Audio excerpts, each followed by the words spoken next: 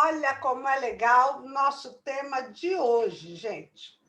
Hoje nós vamos falar de prosperidade, né? Eu acho que é um tema que todo mundo tem interesse, que todo mundo já parou para pensar, e pensando em mim, que a gente acha muito bobo determinada forma de pensar sobre isso. E é isso que a gente vai discutir agora. Quem que é o bobo, né?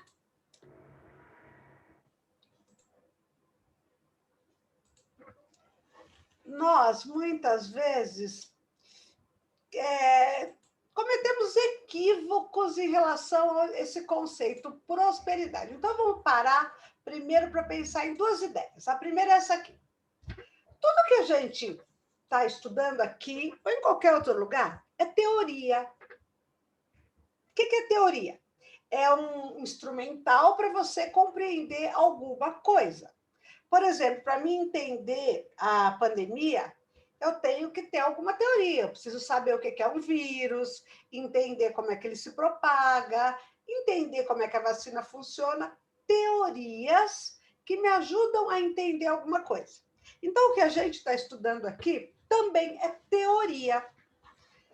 Mas o que a autora do livro, né, Louise Hay, alerta é que a teoria ela só tem utilidade se você usar a teoria.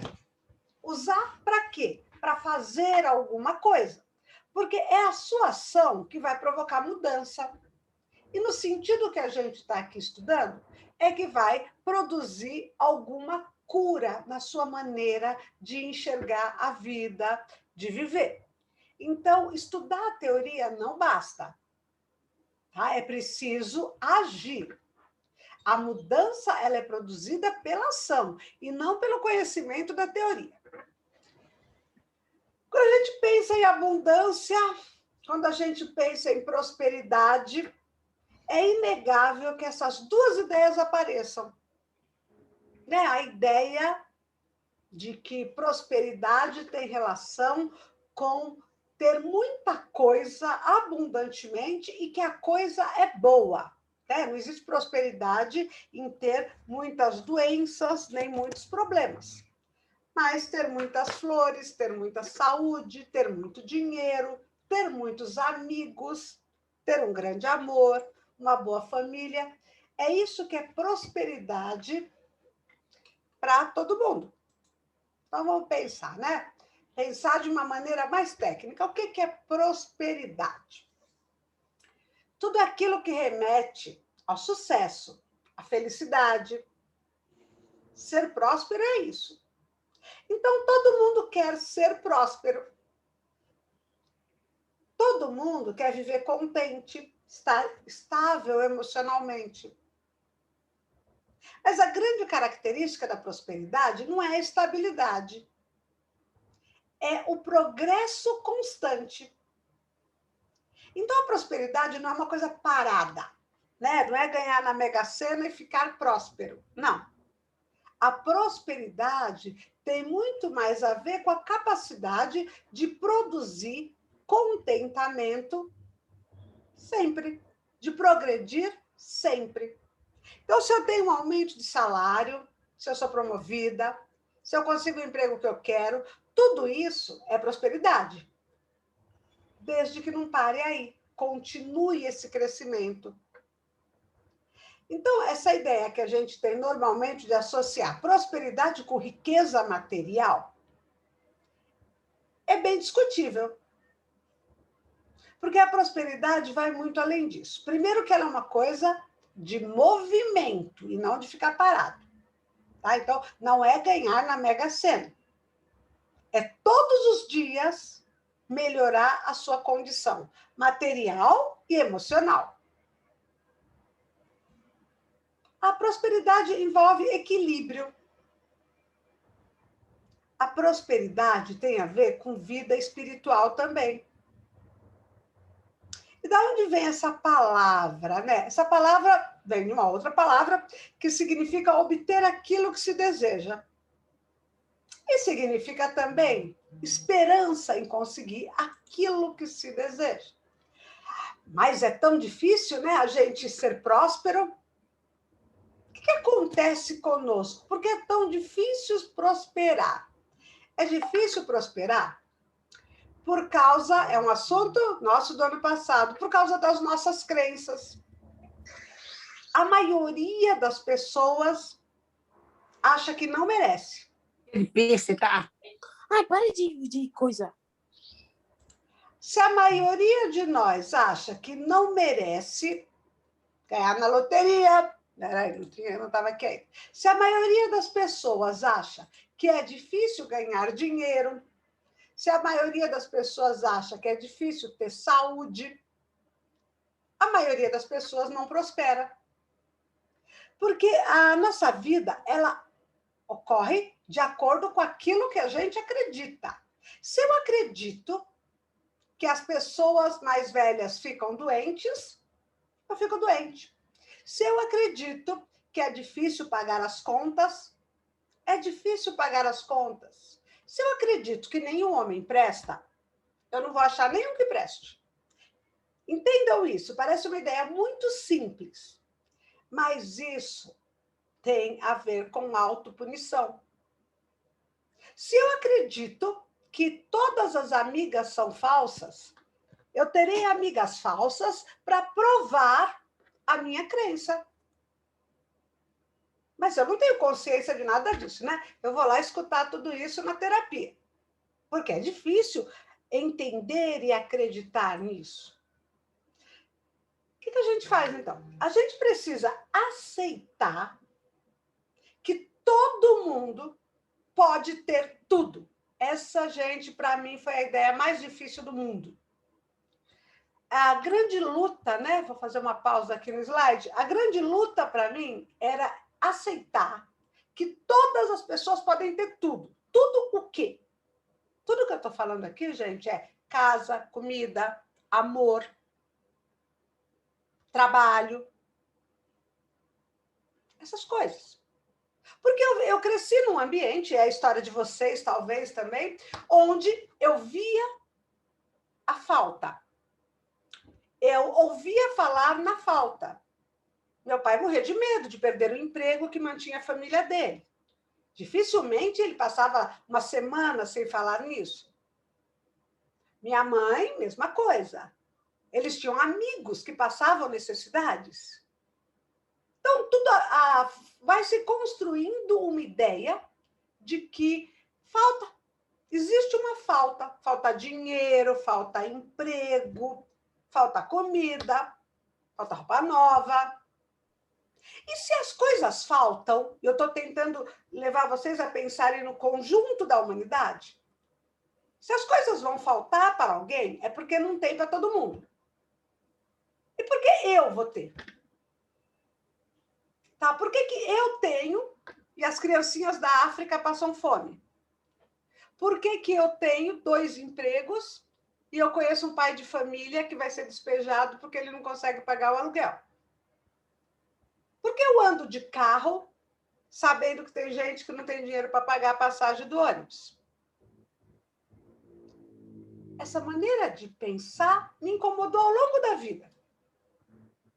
Eu nunca me achei uma pessoa especialmente sortuda. Então, vamos lá. Vamos pensar em qual é essa dificuldade. Olha, a maioria das pessoas segue a vida com muita dificuldade de receber, de aceitar. Nós já falamos aqui, por exemplo, da questão do sucesso.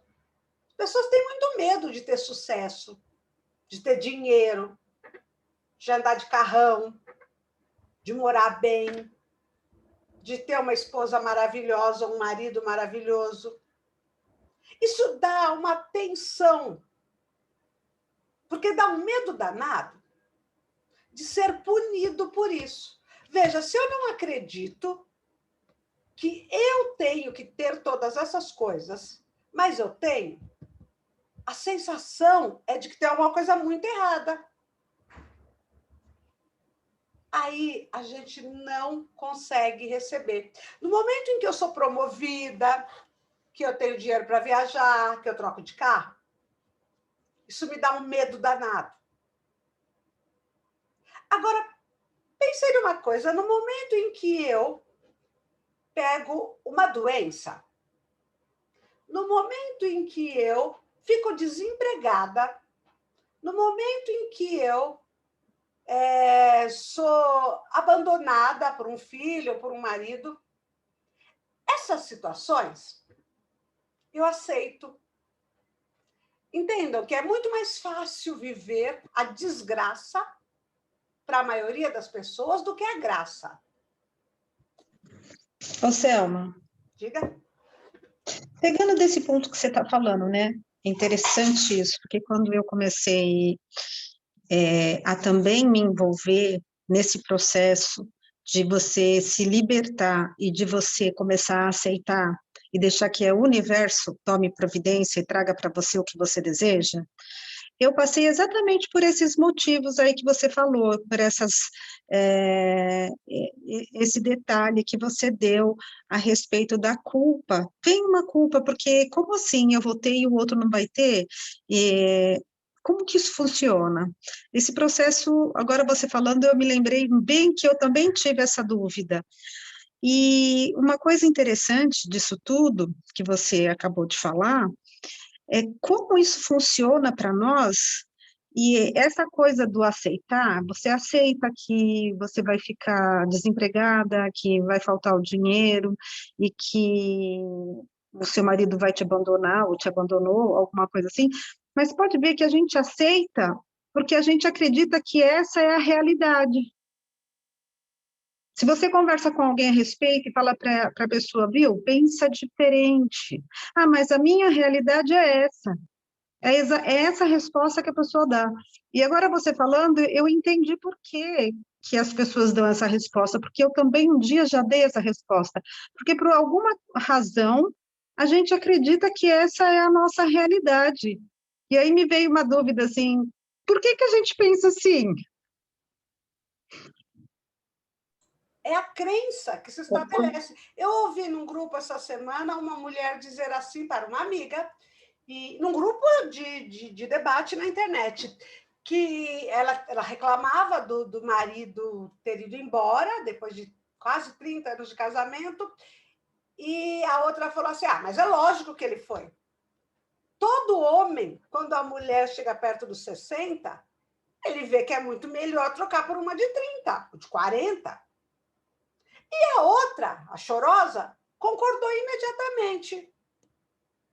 Aí eu falei, olha que interessante, a crença. Se todo homem troca sua mulher de 50 por duas de 25, por que comigo vai ser diferente? Fiz 50, tá na hora de ser trocada. É uma crença. Aí, de repente, você vê, sei lá, você vê uma mulher de 60 bonita, bem na vida, feliz, bem acompanhada, aí você acha que ela está errada.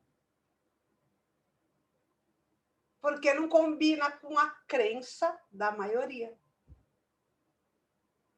É bem interessante isso. As pessoas, a crença, gente, aquilo que a gente acredita é muito forte, constitui aquilo que nós somos.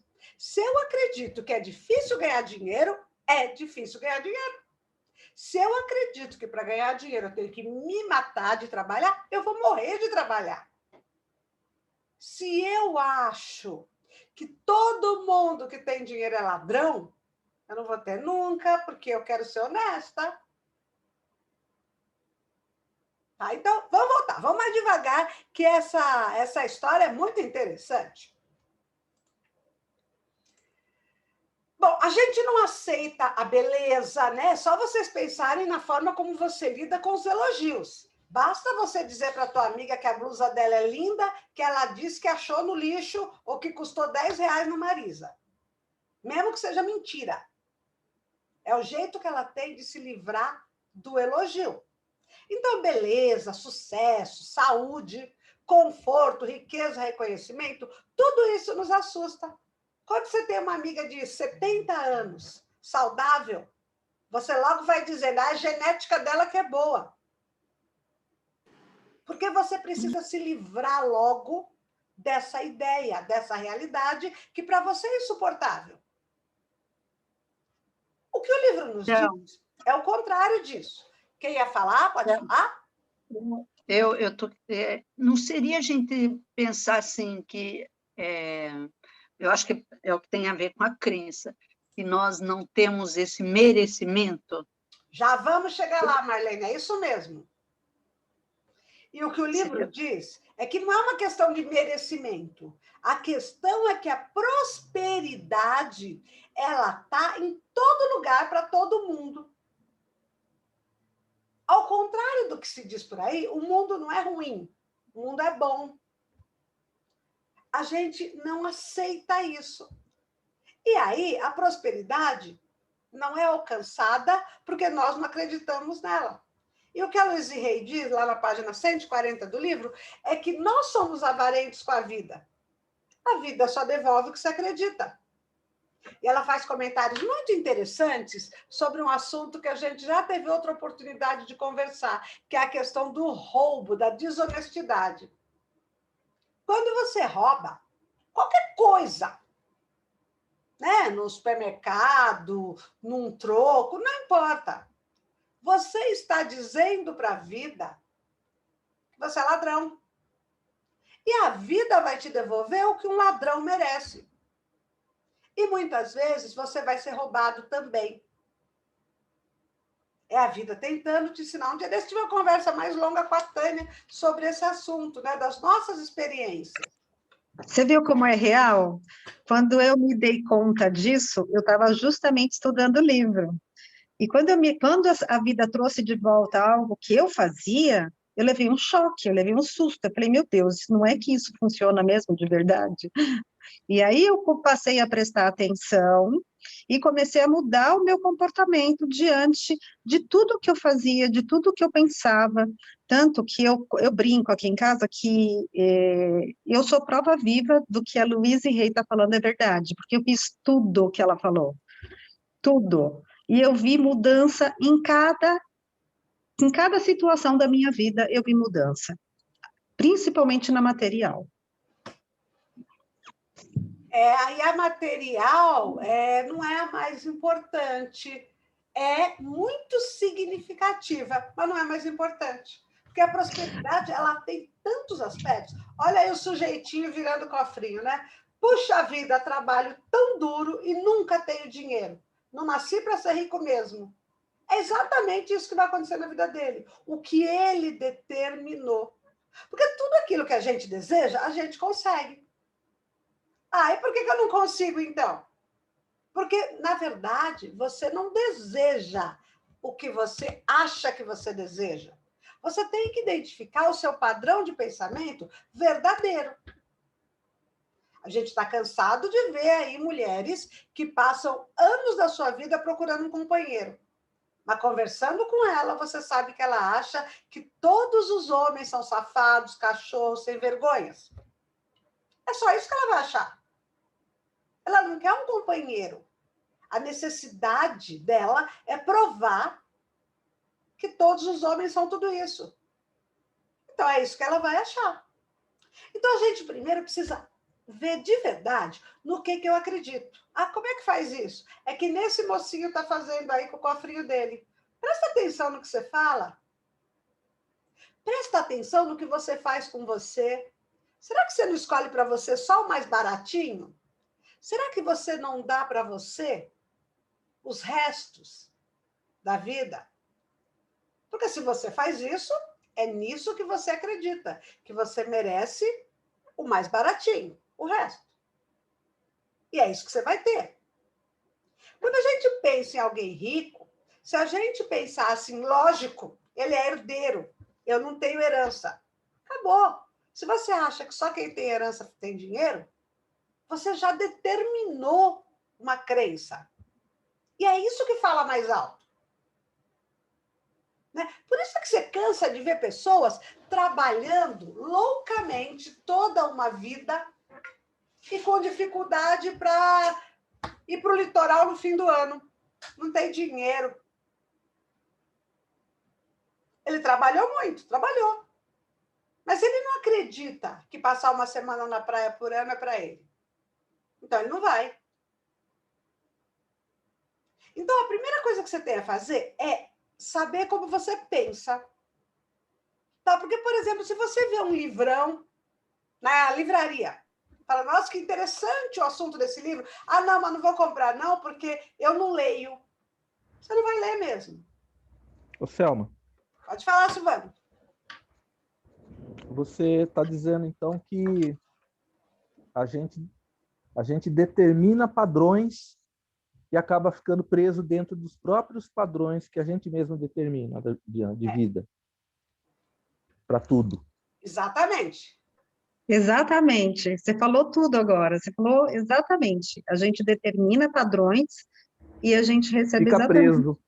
E fica preso neles. E é a coisa assim que, quando eu comecei a estudar isso, que foi a que eu mais tive dificuldade, foi de perceber esses padrões, que eram exatamente criados por mim mesma.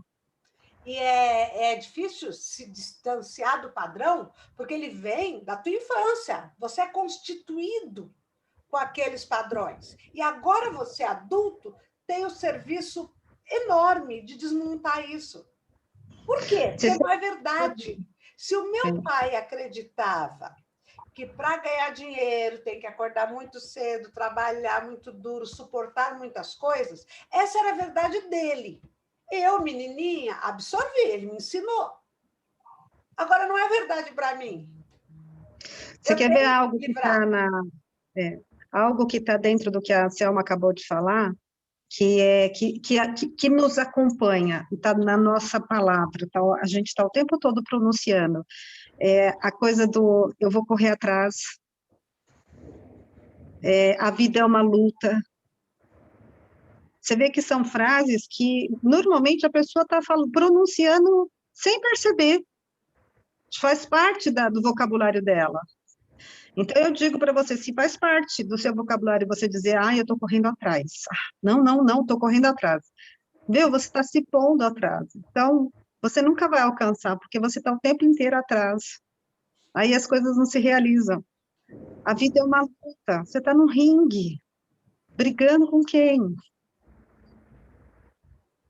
Mas são frases que nos acompanham o nosso vocabulário. Porque a gente foi educado assim. Por que terapia funciona, né? Porque a terapia é o trabalho de desconstruir essas coisas. Senão, porque a mulher, a mocinha vai na terapia porque ela não arruma namorado, ela quer arrumar um namorado, ela não arruma, ela é linda, ela é jovem e ela não entende. Mas ela aprendeu que os homens são todos uns aproveitadores, querem transar e abandonar. Ela ouviu isso. Ela acredita nisso. Aí todos os caras que ela arruma são assim. Enquanto ela não mudar, enquanto ela não acreditar que existem homens legais que querem namorar, como ela, como tantas pessoas, não vai. Porque a gente só acha o que a gente busca. Esse tipo não vai atraí-la. De jeito nenhum. É muito comum no consultório também a gente chamar a atenção e falar, nossa, mas na tua turma não tem nenhum cara legal. Ai, tem, mas ele é feio. Fala, mas ele é legal? Ele é legal, é um bom amigo, só amigo. Quer dizer, não há atração nenhuma, porque envolve muitas coisas e vira aquela barreira. Homem legal para as outras, as sortudas. Não para ela que acredita que homem não presta. Gente, isso vai a vida inteira, vale para emprego, amizade. Quantas pessoas a gente não conhece que diz, olha, amizade só eu e Deus. Todo mundo é falso, todo mundo é interesseiro, todo mundo é aproveitador. Gente, tem pessoas que têm muitos amigos, bons amigos, há 20, 30 anos, porque ela acredita que existem pessoas legais. Existem. E aí as pessoas legais acham as pessoas que acreditam nisso. Os aproveitadores, os interesseiros, acham que acredite neles. Vamos continuar, que o assunto é interessante.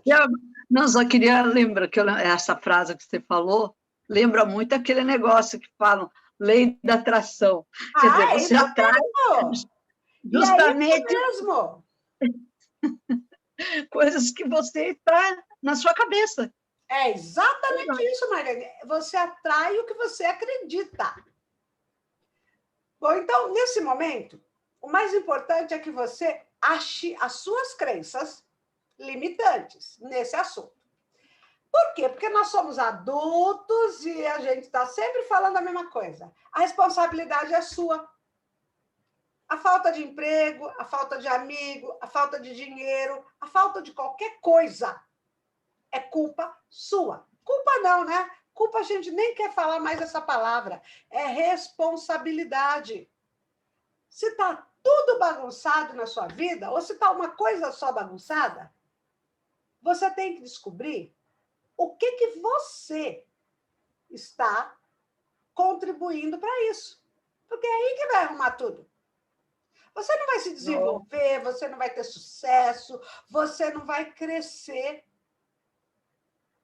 se não for você mesmo. Não adianta você ficar naquele papo, meu chefe, minha mulher, meu filho. Não, é você com você.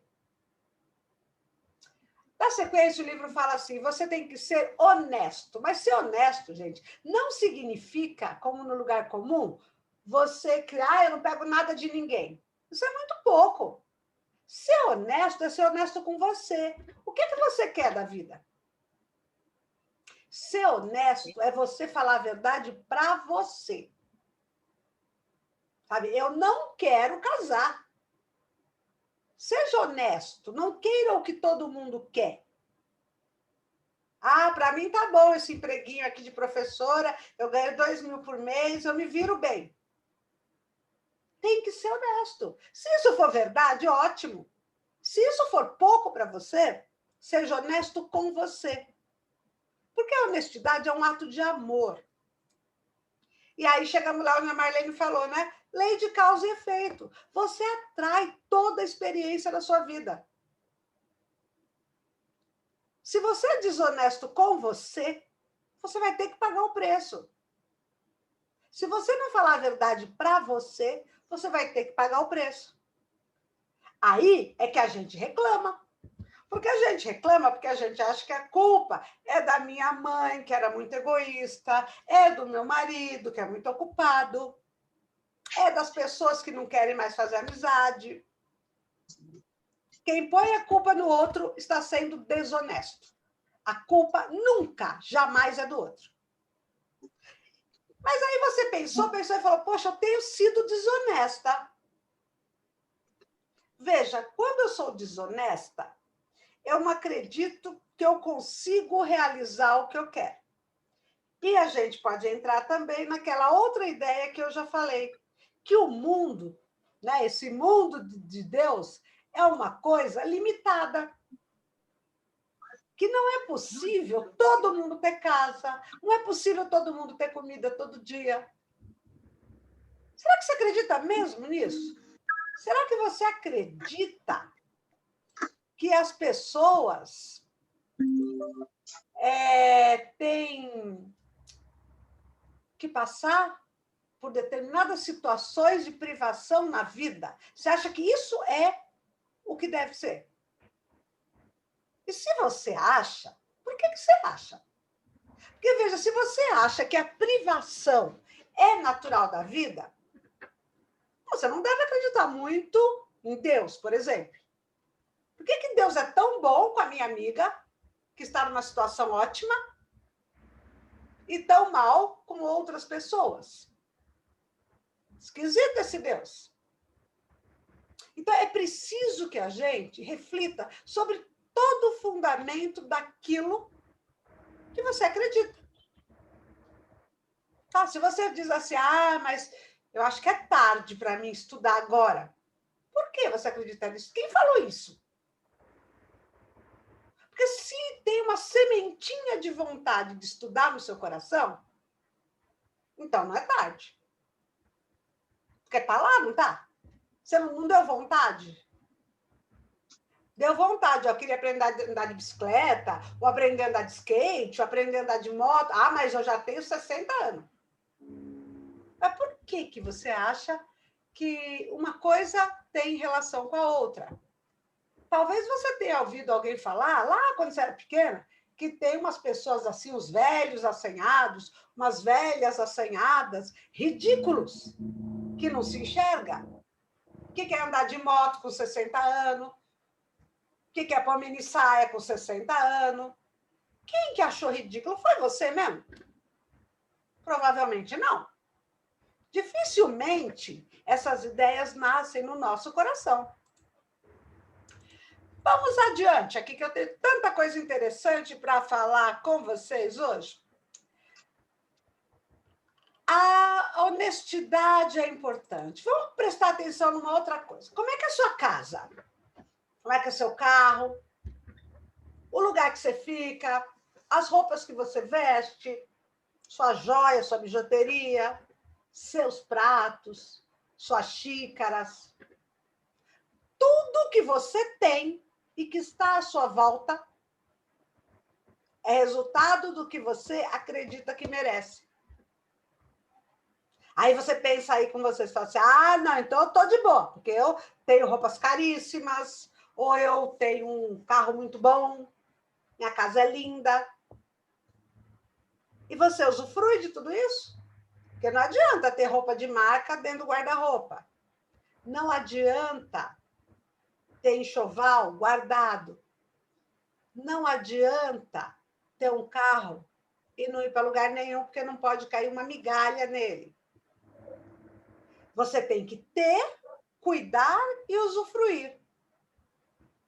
Mas agora o apelo é para que você olhe o que você tem, se isso te representa. Será que você tem coragem de comprar uma boa caneta para você escrever? Se você gosta de escrever? Não, Bic resolve. Por que Bic resolve? Você acredita mesmo nisso? Ou foi seu pai que falou que não podia gastar com besteira? Tá, tem que parar e tem que pensar.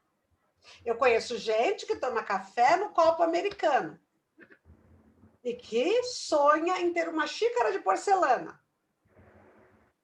Ele pode, ele sempre pôde. Aliás, ele até tem a xícara de porcelana. Está lá em cima no armário, na cristaleira da sala, para visita. A visita merece. Ele toma no copo de requeijão, que é isso que ele merece. Percebe, gente? Tem que avaliar tudo isso. Tudo que você tem, que você usa e como usa. Só não vale aquilo que você tem para os outros. Porque às vezes a gente tem alguma coisa para os outros. Eu tenho pessoa que eu conheço que tem casa com piscina e que mostra. Nunca entrou na piscina. Por que não entra na piscina? Só para mim não, se pelo menos minhas crianças estivessem aqui, se meus filhos trouxessem os amigos, se meus netos viessem passar o fim de semana, aí a gente ia na piscina. Não ia não, tá? Porque eu conheço a mulher. Aí todo mundo ia para a piscina e ela ia servir refresco com bandeja para quem estivesse na piscina. Ela nunca entrou na piscina. Essa minha amiga vai morrer, provavelmente, sem entrar na piscina. Ela tem piscina. E ela mostra. Mas não é para ela. Porque ela não acredita que mereça usufruir daquela piscina. Entendem isso, gente? Quantos vocês conhecem que compraram um sítio para os netos? Os netos nem gostam, nem foram, nem vão. Dá um trabalho do caramba manter aquilo, uma despesa. Ô, Selma. Nem gosta do sítio. Fala, Silvana. Então, mas tudo isso aí que você estava falando, há que se ter um equilíbrio, não é verdade? Porque eu posso acreditar. Eu, por exemplo, eu sempre gostei muito, assim... Teve época que eu gostava muito de canetas. Você falou de caneta, já lembrei.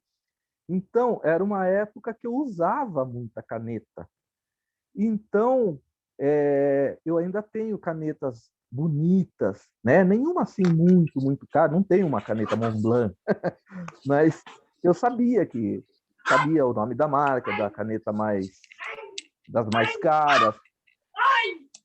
E hoje em dia eu só uso a Bic. Aliás, naquela época eu também usava muito a Bic e guardava as canetas, tanto é que elas estão aí, guardadas numa gavetinha lá no guarda-roupa. Mas por que eu guardava? Porque eu tinha uma mania. Quando eu usava uma caneta bonita, eu ia em algum lugar e voltava sem a caneta. Eu esquecia a caneta na mesa de alguém. Era só eu usar. Quantas vezes eu não assinei alguma coisa e entreguei a caneta na mão da pessoa? A pessoa falou assim, não, a caneta é sua. Sabe? Bem Então, feito, bem feito que perdeu. então, aí eu passei a deixar, quando eu ganhava a caneta, passei a deixar a caneta em casa. E elas estão ali na gaveta. São, assim, uma lembrança, né?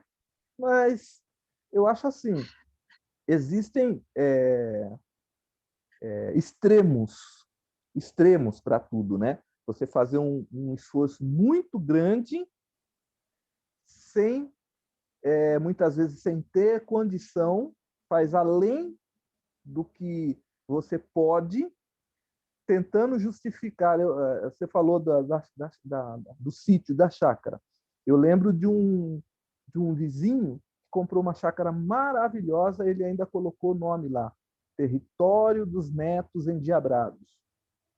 Era, logicamente, ele estava fazendo tudo aquilo para quem? Para os netos. E os netos preferiam ir nos parques. Foi na época de inauguração lá daquele ali na Bandeirantes, nem sei Hop se Hari. funciona, Hopi Hari. Os netos queriam ir no Hopi Hari, queriam ir lá em São Paulo. Alguns tinham mais condições, iam lá para a Disney, não queriam saber de ficar lá na chácara que o homem fez com tanto amor, né? Ele até morreu depois, sabe? Assim, se esforçou tanto lá, pouco viu os netos lá e pouco aproveitou. Então, acho que muito equilíbrio. A gente fazer o que a gente gosta, mas Primeiro, dentro de uma lógica equilibrada ali. você falou tudo, Silvano. Quando a gente expõe aqui, a gente às vezes radicaliza, tá? É claro que tudo depende do equilíbrio. Tudo depende do equilíbrio. Mas, muito provavelmente, um homem que faz um sítio para os netos, que não vão usufruir, ele não se deu nem ao trabalho de conhecer esses netos direito. Porque isso é muito mais difícil do que fazer o sítio. Veja uma coisa, eu conheci um pai que se queixava imensamente do esforço dele para financiar férias para a família toda. Então, ele pagava tudo, para ele, para a mulher, para os filhos e netos. Uma vez por ano, ele fazia questão, era uma semana, num hotel, onde ele pagava tudo. E, à medida que os netos cresceram, chegou no momento em que os netos disseram, não, a gente não gosta. Aí a passagem já estava comprada, o hotel estava reservado. E aí eu perguntei a ele assim, eu falei, mas como assim? Você não sabia que eles não gostavam? O homem nunca perguntou para ninguém onde eles queriam ir. Ele achava que ele era tão magnânimo, porque ele pagava tudo, que todo mundo devia ficar tão agradecido, que ele nunca parou para perguntar para ninguém onde é que eles queriam. Os netos detestavam aquela semana. Quando ficaram adolescentes, enfrentaram o vô. Só que aí o vô foi para terapia por isso, descobriu que ninguém gostava. Todo mundo detestava. E ele gastou rios de dinheiro. Foram quase 20 anos pagando essa viagem. Isso é um mal que nós homens, grande parte, nós homens, com a educação que a gente teve e a nossa interpretação do nosso papel na família, acabamos caindo nesse caminho.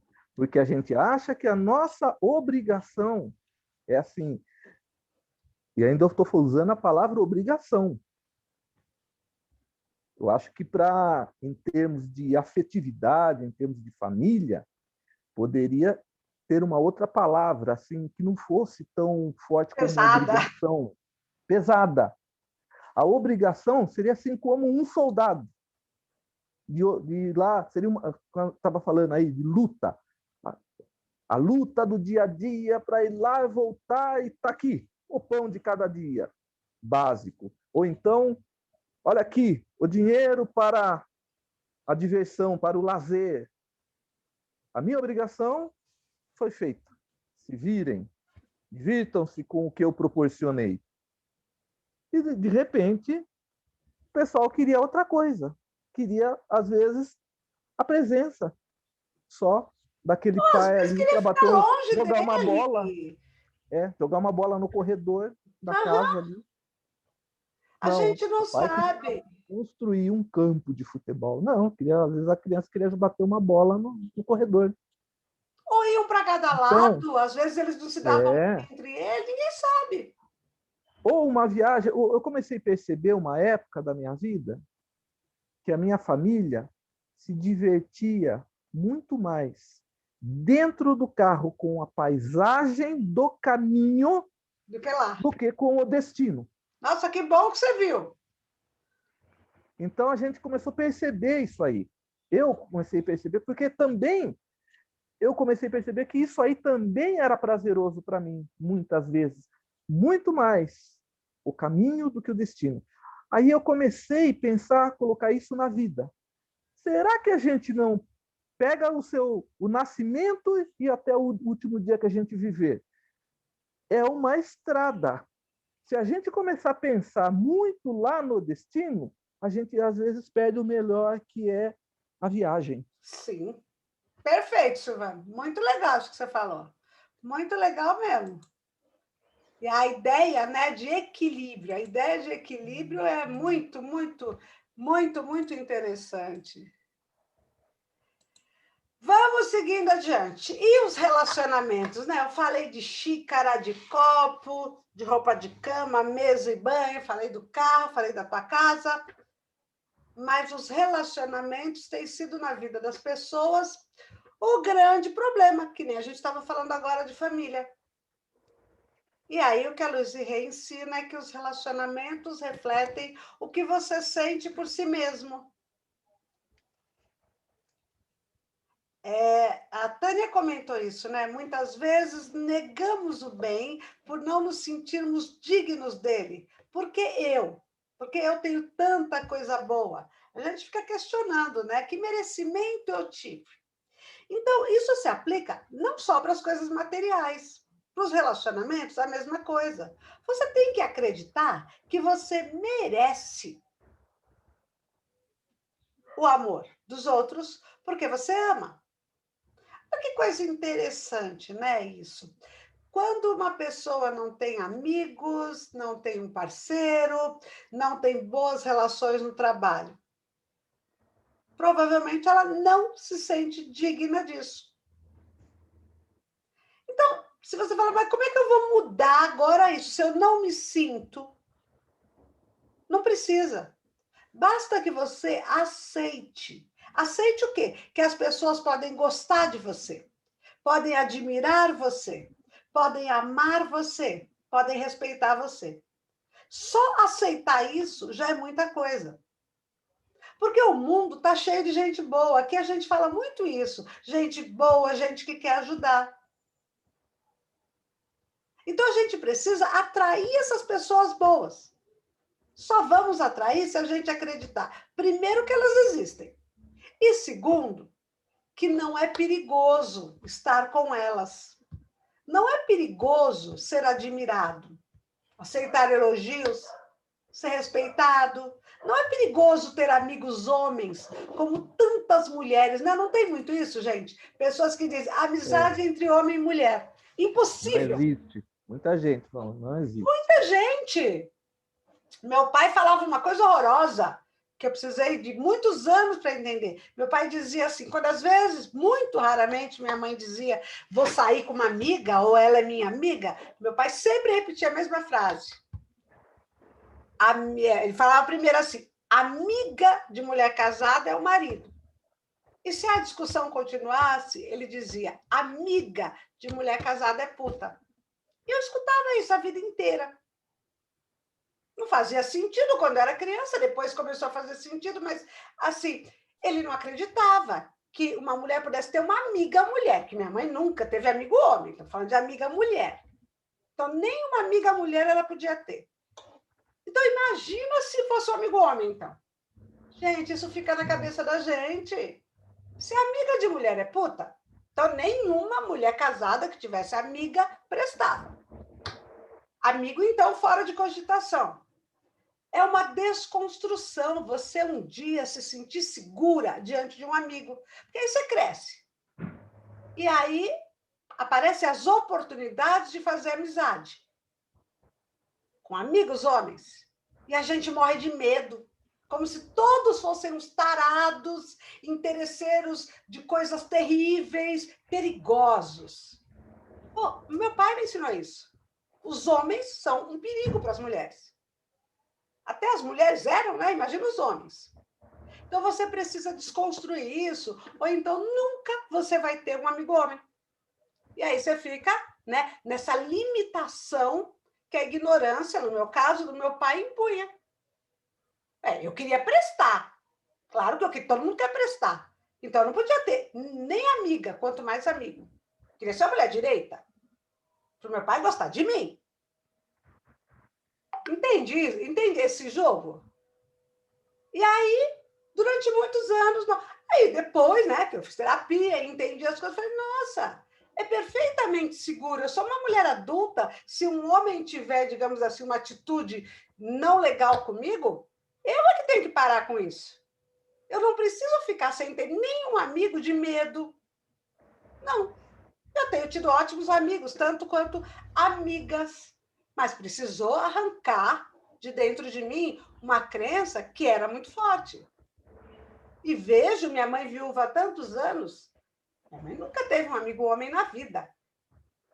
Nem antes, né? Porque ela casou muito cedo, com 17 anos, muito menos durante o casamento e nem agora viúva. Simplesmente ela não acredita que um homem possa ser amigo de uma mulher. Então, ela não vai ter mesmo. Aí eu acredito. A gente vai, né? Aos poucos, então, tendo os relacionamentos compatíveis com aquilo que a gente é. Vamos pensar, se eu estou procurando um namorado, um marido, eu preciso saber o que eu quero. Eu quero um cara honesto, trabalhador, bem-humorado. Eu tenho minha lista de qualidades. Então, o que a gente tem que fazer? Primeiro, a gente tem que perguntar e o que eu tenho para oferecer. Porque se você acha que vai encontrar um parceiro, uma parceira, com as qualidades que você quer, você tem que primeiro saber o que é que você está colocando nesse jogo. Porque se você não é legal, trabalhador, honesto, etc., como é que você quer tudo isso do outro? Então, a primeira coisa que a gente tem é que ter as qualidades que a gente acha importantes. Só isso leva bons anos da vida. A Lois Reis sugere um exercício, né? Quem ia falar? A Tânia, tem uma crença embutida aí, que é a crença do príncipe encantado. Normalmente, você, quando é criança, você ouve falar, né, o príncipe que vai chegar no cavalo branco, e os meninos é a princesa encantada. Mas veja, como que eu quero o príncipe encantado se eu não sou a princesa? E vice-versa. Então, a gente primeiro tem que saber o que tem para oferecer. Vale para o amigo também, gente. Não é só para o namorado nem para o parceiro. O que você tem para oferecer? Porque você só pode buscar no outro aquilo que você já tem em você. Se não é carência. Senão você está atrás de alguém para ser, como a Tânia falou, seu príncipe, sua princesa, para resolver a sua carência. Isso é o que não funciona. Por isso, tanta insatisfação, tanta reclamação. A gente não precisa de ninguém. Ninguém precisa casar, ninguém precisa namorar. Você precisa ficar bem com você mesmo. Mas eu quero. Lógico, ninguém quer ficar sozinho. Mas a gente não depende do outro. Então, a gente tem que se amar, conhecer nossas qualidades. Aí, a gente pode procurar alguém que seja não melhor, não príncipe nem princesa, mas que seja tão legal quanto você. Porque aí você acredita de verdade nisso. E eu estou falando de prosperidade e o dinheiro. Aí eu peguei uma afirmação da Louise Hay, que eu acho bem legal, da Louise Hay, não, desculpa, do Augusto Cury, essa não é da Louise Hay, que é bem interessante. Primeiro, se você acredita que quem tem dinheiro não tem problemas, você está erradíssimo. Então, vai ter que corrigir essa crença. Porque o dinheiro, ele dá conforto e segurança, mas ele não compra uma vida feliz. Compra cama, não compra descanso, não compra amigos, compra presentes, mas não compra amor, não compra alegria. Então, a gente precisa conquistar aquilo que o dinheiro não compra. Porque não adianta ser milionário de dinheiro e não ter mais nada. A gente precisa de dinheiro, claro, mas a gente precisa de coisas muito mais valiosas que o dinheiro. Então, vamos pensar nas minhas crenças sobre o dinheiro especificamente. Nesse momento de pandemia, isso está muito forte, gente. Um monte de gente achando que nunca mais vai achar um emprego. Daqui a pouco a gente vai estar passando fome, que vai perder o que já tem, casa, carro, que não consegue juntar dinheiro. Quem pensa nisso, vive isso. Quem pensa que os ricos são todos desonestos, exploradores, que não vai conseguir comprar carro, não vai acontecer nada. Vai acontecer o que você acredita. Isso todo mundo já entendeu. Mas o que a gente precisa, né, no passo adiante, é se libertar do medo da pobreza. É você acreditar que o mundo é repleto de abundância. Tem tudo no mundo. A gente vai lá e cata. Cata como? Do que eu estou falando?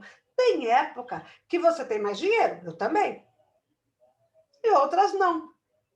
Você também já percebeu que o dinheiro não vai fazer ninguém feliz? Ah, e tem gente que fala assim, mas eu queria tanto ter dinheiro para ajudar os outros.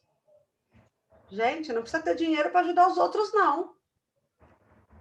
Tem coisa que vale muito mais do que dinheiro. Ouvir as pessoas, dar atenção, ajudar com atitudes. Mas essa gente que diz assim que queria ajudar os outros, tem que lembrar que você tem que se ajudar também. Não é os outros, os pobres, os idosos, as criancinhas, os favelados, os miseráveis, não. Você também merece ajuda sua.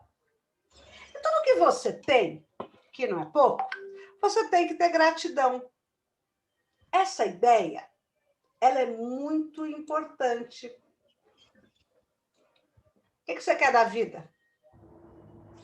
Porque se você quer ser próspero, nesse sentido amplo da ideia de prosperidade, você tem que saber o que você quer. Senão a vida não sabe o que você vai receber. Ninguém, quem não sabe para onde vai, qualquer caminho serve.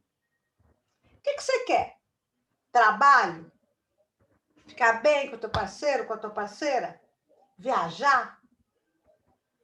Se dedicar mais à sua religião? Um diploma?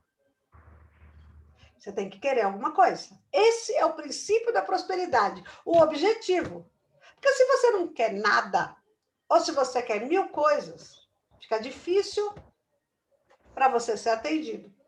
Então, você tem que ter um objetivo, seja ele qual for, ele é seu. Porque quando a gente tem um objetivo, a gente tem um caminho para trilhar. A gente tem a rédea. Se você parou de estudar lá no 9º ano, mas você quer se formar advogado, é fácil saber, você vai ter todos esses anos para trilhar. Você tem um caminho para fazer. Então, se você conhece o caminho, é muito mais fácil você prosperar.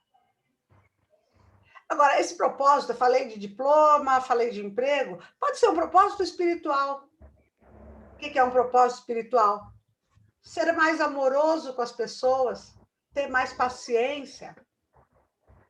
É um objetivo. Só que você tem que ter objetivo. Para quê? Para que todos os dias da sua vida você se lembre o que é que você está buscando. Aí você prospera. Então, vamos resumir as coisas, né? Como é que a gente prospera? A gente prospera identificando as nossas crenças. Você tem que saber o que meteram na sua cabeça que não faz mais sentido. Porque tem coisas que meteram na sua cabeça e que está tudo certo. Mas aquilo que não tem sentido precisa ser esclarecido. Para quê? Para você substituir essa ideia por uma ideia adequada. Além disso, você tem que ter objetivo. Você tem que saber o que você quer da vida. Não adianta você falar assim, eu quero ser rico.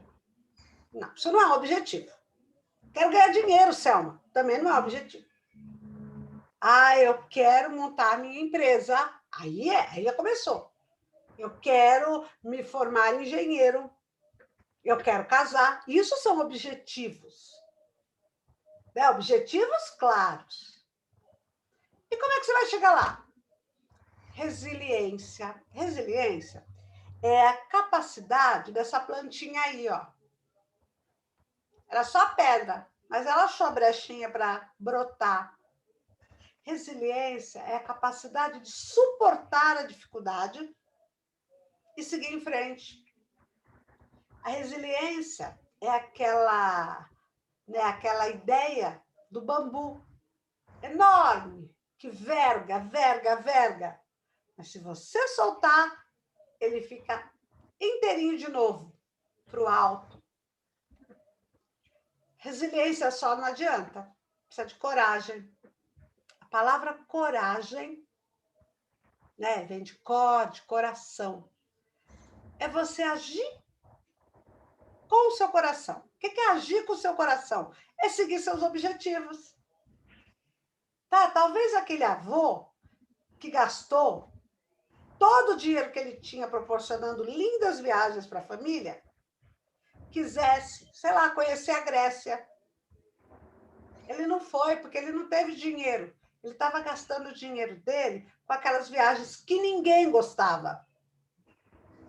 Então, ele esqueceu o coração dele. Porque no coração dele o desejo era outro.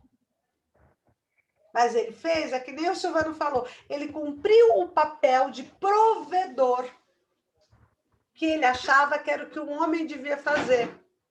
Meter isso na cabeça dele. É uma crença. Ele não fez o que ele queria. E a vida passou. Precisa ter disposição para aprender, porque se você quer aprender a andar de bicicleta ou falar em público, vai dar trabalho? Não, você pode. Desde que você assuma a responsabilidade. Tá, não é porque você é gorda que não dá para andar de bicicleta. Não é porque você é medrosa que não pode pular de paraquedas. Não é porque você é velha que você não vai arrumar um marido. Não. Isso não significa nada. Tudo isso é crença. Mas a responsabilidade é sua. De procurar um marido, de pular de paraquedas, de andar de bicicleta, ralar o joelho. A responsabilidade é sua. Vai lá. Se você tiver um foco, você vai lá e consegue. Aí você gostou de tudo que eu falei, mas aí você falou, tá bom, amanhã eu vou fazer tudo isso que a Selma falou. Isso é sabotagem. Quem deixa para amanhã não começa. Se você precisa emagrecer, você precisa cuidar da sua próxima refeição. E a gente fala assim, eu tenho que fazer a dieta, então eu vou lá no supermercado comprar as comidas certas. Não. Você tem que começar já, com a comida errada mesmo. Come a metade. Então, reorganizar a mente é algo que desafia qualquer um. Como é que faz isso na prática? Primeira coisa, agradece o que você tem. Você tem um carro velho, seu objetivo é um carro novo, agradece o teu carro velho. Alguém vai ficar muito feliz com ele na hora que você trocar. Comemora a sua conquista. Se alguém te elogiou hoje, porque, sei lá, você lavou o copo que você bebeu água, comemora. Não é todo mundo que faz isso. Mas que besteira. Não importa. Tudo que você faz de correto, de bom, de honesto, é conquista. Se dê valor. Né? Olha bem na cara das pessoas e fala, gente, todo dia eu estico a minha cama. Aí você fala, mas Selma, isso é muito pouco. Eu conheço um monte de gente que é incapaz de fazer isso. Gente, eu conheço gente que não consegue nem tomar banho todo dia. Então, comemora teu banho. Comemora tudo que você faz certo. Porque você merece uma vida boa. E é a partir da vida que você tem que a sua vida vai melhorar. Você merece tudo, tá? Você merece viajar, você merece carro melhor, você merece 1 milhão de amigos. Você merece tudo. Tudo que você quer.